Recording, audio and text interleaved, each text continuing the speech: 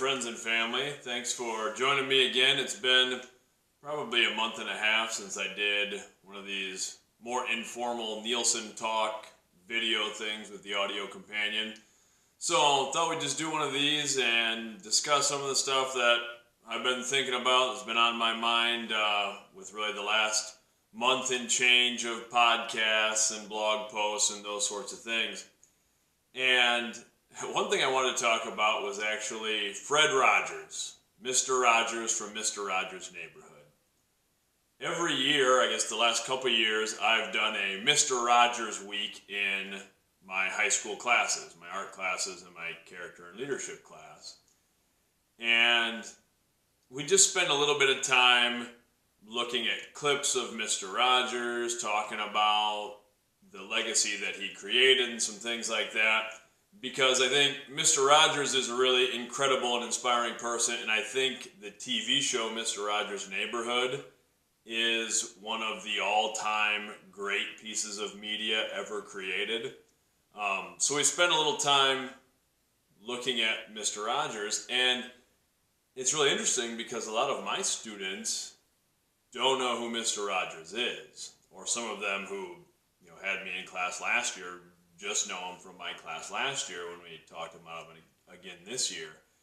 And it's crazy from someone from my generation or older that people don't know who Mr. Rogers is, because he was such a seminal part of television and public broadcasting and television created for young people and those sorts of things. And I really enjoy talking about him in class and the messages that he provides.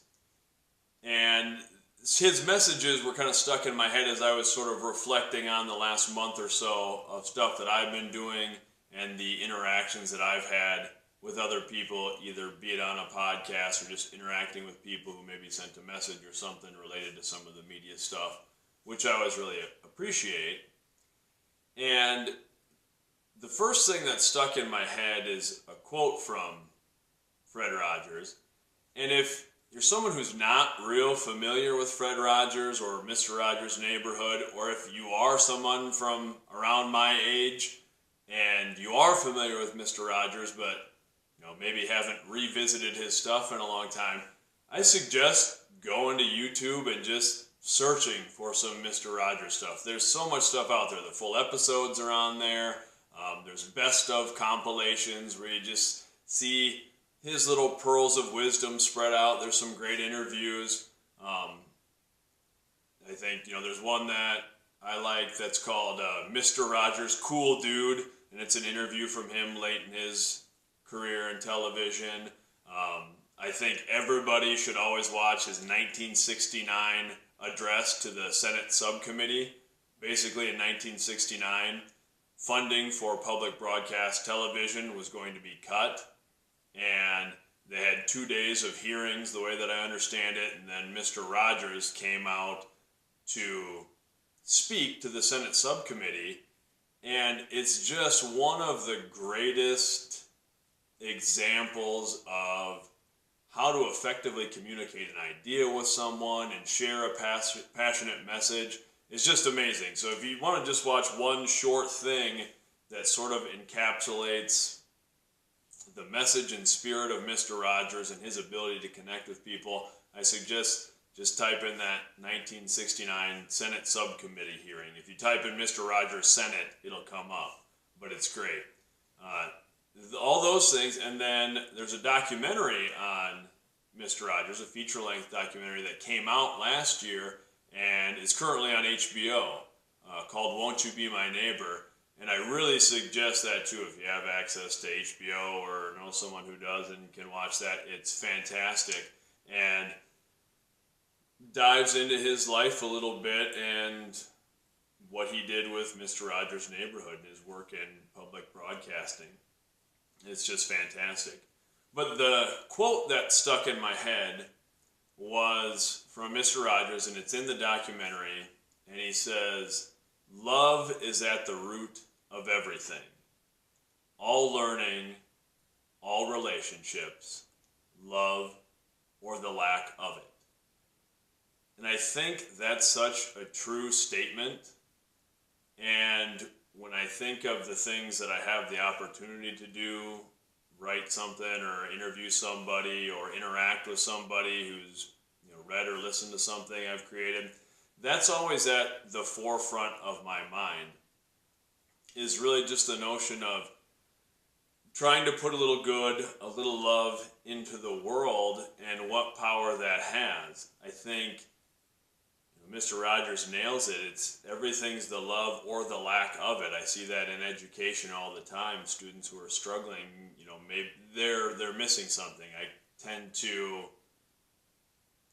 relate to like the Maslow's hierarchy of needs, which is something that we learn a lot about in education, teacher education.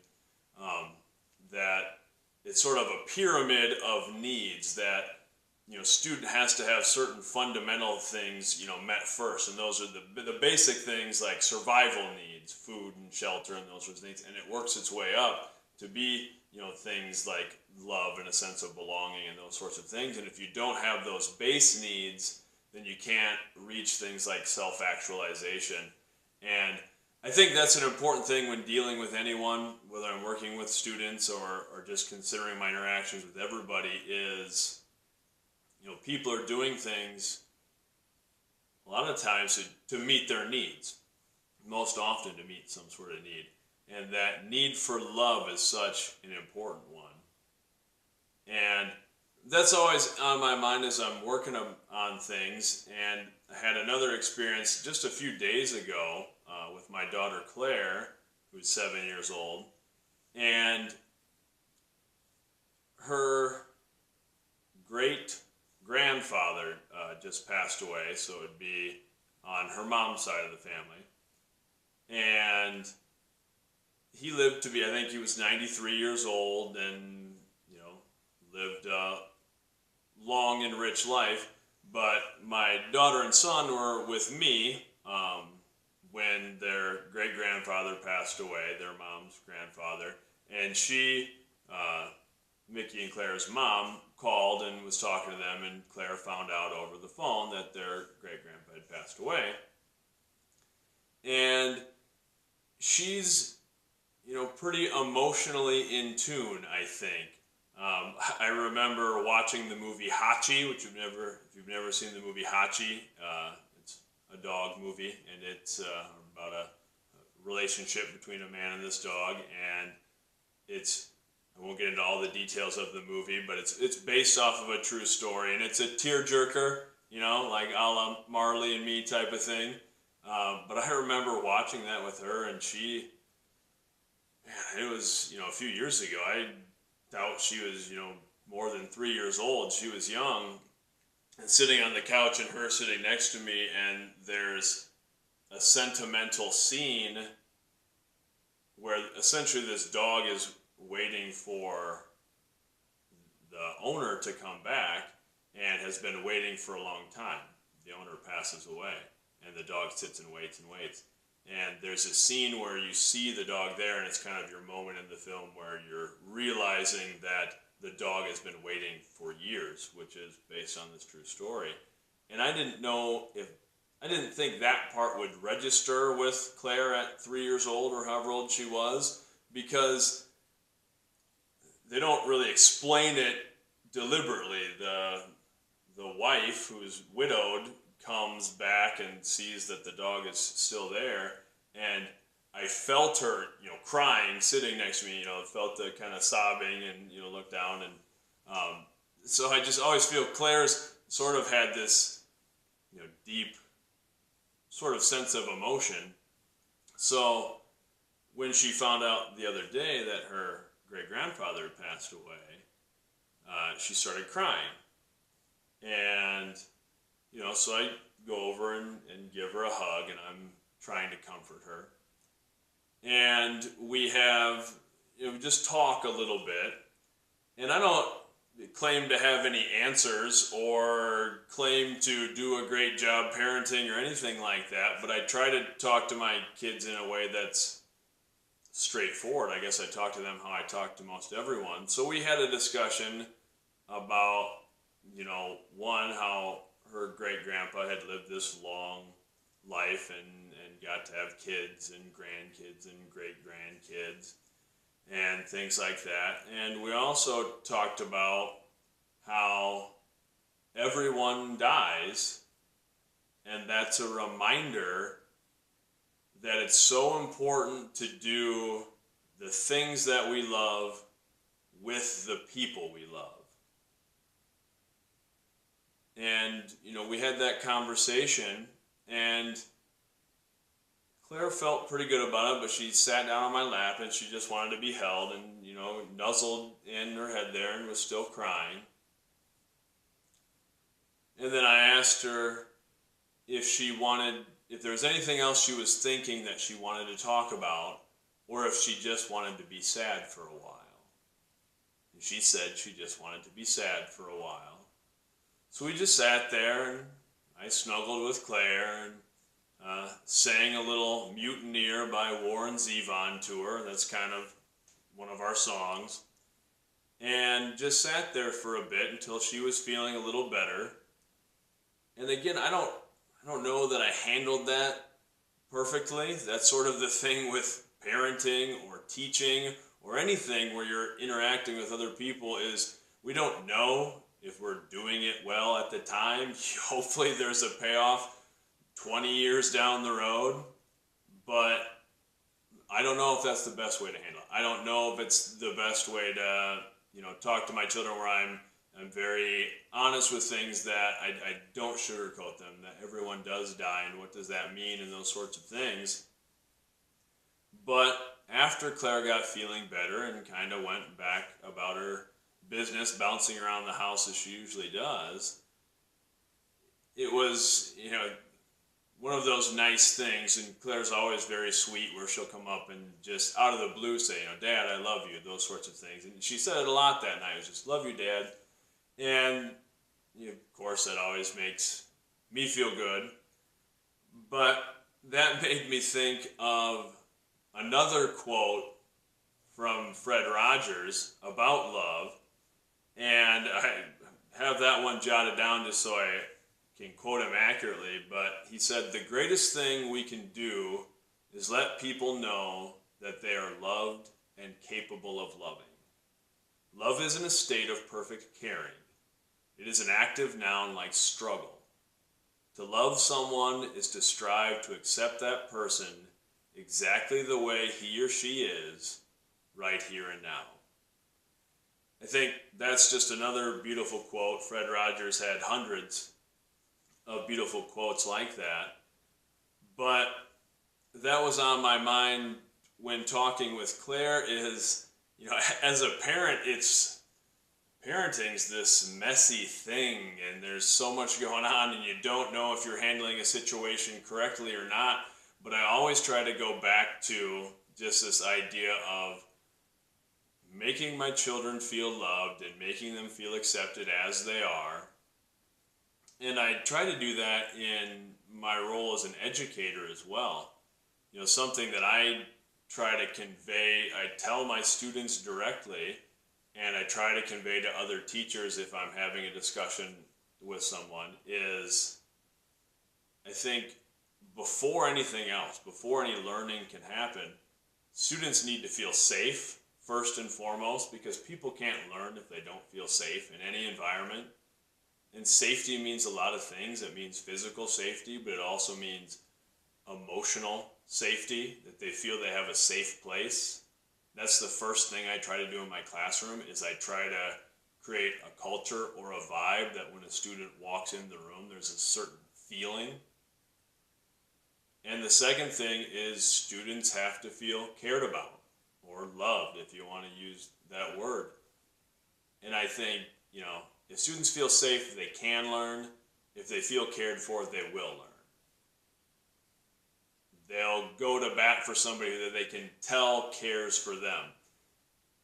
And education's another thing that's messy, and I know I've made a lot of mistakes with my children as a father and with my students or my athletes, where sometimes you push them too hard, or sometimes maybe don't push hard enough, or you're trying to motivate one student in a way that doesn't work very well for that student, it works better for another student, or even for my own kids who have different personalities. And it's a messy thing, but that's why I like that quote from Fred Rogers so much, is love isn't a state of perfect caring. It's this active, ongoing thing. And that's just such an important thing to remember. I always think about that when I'm creating some media stuff. And when somebody contacts me, I had a piece that came out, I guess, a week ago in the Elephant Journal, sort of a guest piece separate from just my website, talking a little bit about some of the things I've gone through with health struggles and things like that. The piece is titled Wildfire, and it's basically the idea of sometimes through our greatest struggles, then we can generate new growth, like a wildfire that sort of cleans a forest of the debris and lets new growth happen, and lets the strongest, healthiest parts thrive and grow. And I always appreciate when people, send me comments. I'm never very good about getting attention for myself, or that sort of thing makes me uncomfortable a little bit, but I'm always very appreciative. And when somebody says something complimentary, I always think that I'm not doing anything real, earth-shattering, or that I've just been so exceptionally lucky in my life to have love in my life from my parents and my extended family. If anybody ever wants to see an example of just love personified, they need only come to one of my extended family functions on my mom's side of the family. It's just, there's so much love, it's palpable, it's in the air. It's, cousins and aunts and uncles hugging each other and, just supporting each other. So I think that's something I've always been around. So I always just consider myself so fortunate that I've had so much support and so much love in my life, and some people don't have those, that sort of love available to them all the time. And I, also had a couple conversations with people recently who are maybe facing a challenging time, because I talked about that a lot, or I've had people on the podcast who've talked about going through challenges, and then it's always, very nice and very humbling when people share their stories with me of some of the struggles that they've faced or some of the struggles that they're currently in.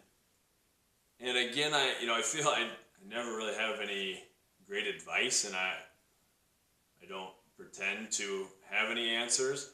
But one thing that I do think is, for me, when I was maybe in my lowest points of having health problems, going through divorce, those sorts of things, was the importance for me to put love into the world.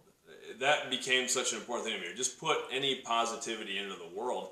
And that was one of the more challenging things when I was physically sick, is going to the doctor, and when we had kind of ruled out that, it wasn't a life-threatening thing that I had, but was going to be sort of a difficult road maybe back to a place where I felt good physically. It was always, I got to a point where I was kind of pushing doctors, and I would see another doctor, another specialist, and trying to push the issue. And one of the things that always motivated me, that I felt I didn't probably do a good job conveying to certain medical professionals, but I felt that maybe wasn't always understood, was that I have 2 kids and hundreds of students who deserve me at my best. And if I don't feel well, it's hard for me to give them my best. They're not getting my very best. And that was a big driving force for me, was that they deserve my best, the best effort that I can give them in classroom or at home with my kids. And to me, my best is trying to put some love into the world. And that's, really where all this media stuff sort of stemmed from. That was sort of the focal point, was I felt like that was such an important thing just to do as a person, to use whatever small abilities that I had to try to contribute something of value, but also it was a healing thing for me. I think, if I didn't have my own children or my students during those really tough times, it would have been a lot darker. It would have been a lot more difficult. So again, I just think I've been exceptionally lucky because I had and have a career that I love, and I have, children, and being a father is the most amazing thing in the world. So I felt like, that was always there. That was always still a motivating factor for me and a comforting thing for me. And that's something I guess I try to convey to people if I do talk to them about struggles that they're currently in, is I don't know if it works the same for everybody, but for me, the idea of doing something positive, sharing a sense of love or caring with other people is very healing, and that love comes back to you. When you put love in the world, it comes back.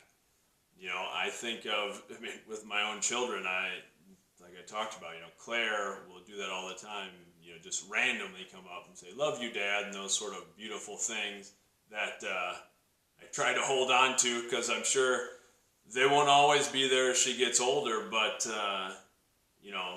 have them now, and those things are really meaningful to me. But also, like with my students, and I think I've written about before, but, I have a poem framed on a desk in my house that a student wrote for me. That's just a beautiful poem, and it was very kind, and it's something that was very meaningful to me when the student gave it to me, and I will still look at it and read it when I need a little pick-me-up, a little boost.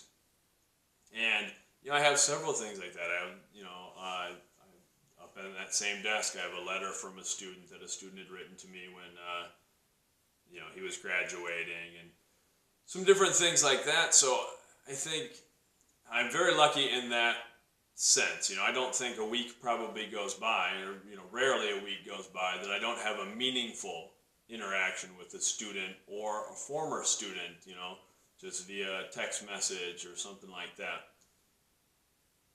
So that's something that I just believe. I've seen it myself, that if you put love out in the world, it's gonna come back to you. And for me, that's such a healing thing. If you are somebody who's in a dark place, or you're going through challenges, in my experience, that's the best first step, is just to try to put something positive out there, and I think it comes back around. And anytime I do any of this stuff, I'm sure there's a lot more things that I could do to try to promote it on social media or do things like that, but that's never really my goal, and I don't want that to consume the majority of my time. I want to use the majority of my time doing, being in the moment. Whether I'm teaching, I'm focused on teaching. If I'm with my kids, I'm focused on being a dad. And when I do these extra things, I'm focused on creating the content and creating the message. And I don't want my focus to be marketing it, and that's something that comes with the territory a little bit, and I'll be doing more when the book and things come out. But the focus for me is always, if I can improve one person's life by 1%, I feel like that's a life worth living. That's a life you can sort of hang your hat on. And that's just sharing a sense of love. So I guess I'll wrap up on that. This is sort of a rambling musing of sorts, but that was sort of on my mind, and these little Nielsen Talks give me a chance to just sort of riff a little more informally. But I guess my message to everybody, and kind of where I like to use these to kind of set the focus for the next several things that I'm writing. I always have several blogs and a couple of podcast ideas and stuff set up in advance that I'll be circling around to. And that's really going to be some of the focus going forward. Really, I think since from January up to now, it was kind of a focus on diving into a new year, diving into a new experience, how to start some of those things, how to jump in with both feet, how to get over some of those initial fears, because that's kind of where, my head is at the beginning of the year. And then really some of the next several things we're doing, just sort of where my thoughts and feelings go, is looking at this idea of the things that we love and things that are meaningful, and that'll be some of the content going forward. So if I have anything to share here, it's, dare to love yourself and dare to love others. I think that's a tough thing too, and even Fred Rogers says, love is at the root of everything, love or the lack of it. Sometimes that can be the hardest one. I know I've talked to people who, have been struggling with depression and things like that. My brother Logan's been on the podcast a couple of times, and that has led to some, conversations with other people dealing with depression and things. And a lot of times, those people, even the people that I've talked to, know that other people love them and they understand that in an intellectual way, but they seem to be, and I'm not a psychologist, I'm not a mental health professional, but as we have a conversation, it seems to be more of a trying to learn to love themselves and love who they are, the way they are, and that doesn't mean having to be satisfied with where they are, but just opening themselves up to loving who they are. And that can be a really hard thing to do. Sometimes that can be the hardest thing to do. And, Fred Rogers always shared that message that I like you just the way you are.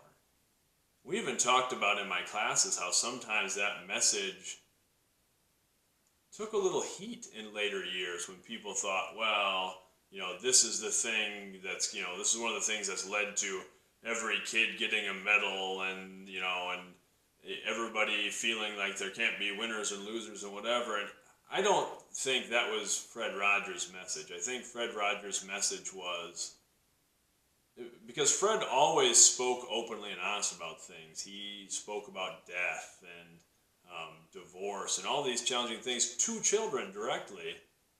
So my interpretation of the message was, I like you just the way you are because you're okay the way you are. You're worthy of love just the way you are. And, the way that I try to frame it to my kids and my children is everything that you need to be who you want to be and do the things you want to do, everything you need is already inside you. Now, you might have to work to bring those things out. You're going to have to work to develop those things to get the things that you want in life. But everything you need is already in you, and no one has a right to make you feel less than the incredible person you are. That's the way that I try to frame it. And I think if we can focus on that, on loving ourselves in a way that's positive and healthy, loving others. So that's sort of my ending message is dare to love yourself, dare to love others, dare to put a little love into the world, and it'll come back. So that's enough rambling from me. I appreciate you checking it out. We'll roll out some more content next week again. Got some blogs coming up and podcasts and things like that. So thank you very much.